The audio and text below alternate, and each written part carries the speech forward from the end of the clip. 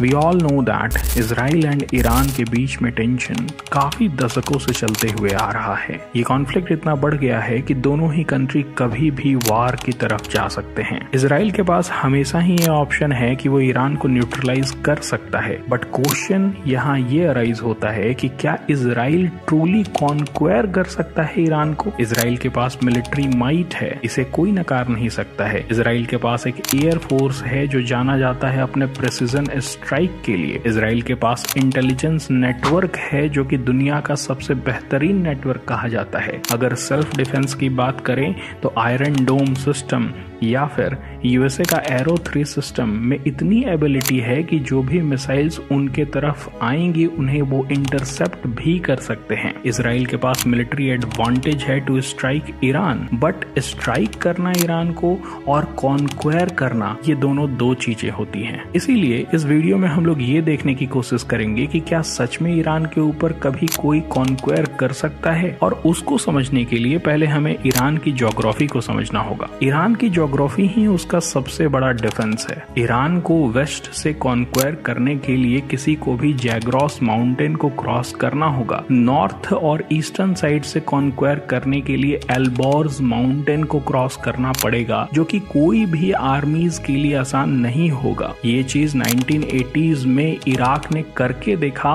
और वो वहां पर फेल भी हुआ। ईरान की इनहॉस्पिटेबल टेरेन और कंडीशन कोई भी मिलिट्री के लिए ये आसान नहीं बनाएगा कि वो ईरान को कॉन्क्वेयर कर सकें। Apart from that, Iran control करता है एक स्ट्रेटेजिक चोक पॉइंट जिसको कहते हैं स्ट्रेट ऑफ हॉर्मुज। ये स्ट्रेट ऑफ हॉर्मुज से 20% of the world's oil supply pass होता है। कोई भी ऐसा सिचुएशन जिसमें कि इजराइल अटैक कर रहा है ईरान के ऊपर, जरूर ईरान इस स्ट्रेटेजिकली लोकेटेड रीजन को ब्लॉक करेगा, जिससे पूरे दुनिया में ऑयल सप्लाई ठप हो जाएगा और of course Brent crude oil के प्राइसेस बढ़ेंगे, दुनिया में इन्फ्लेशन बढ़ेगा, and that has the potential to create chaos in the entire world. इसीलिए यूएसए ने एडवाइस किया है इजराइल को कि आप अगर स्ट्राइक भी करोगे ईरान के ऊपर तो just don't strike on any of the oil infrastructure of Iran, क्योंकि इसका रिटेलिएशन में वो स्ट्रेट ऑफ हॉर्मुज को बंद भी कर सकते हैं और सऊदी अरेबिया के ऑयल इंफ्रास्ट्रक्चर पर भी अटैक कर सकते हैं। उसके साथ साथ ईरान का पावर सिर्फ और सिर्फ उसकी ज्योग्राफी नहीं है, बल्कि उसके प्रॉक्सी फोर्सेस हैं,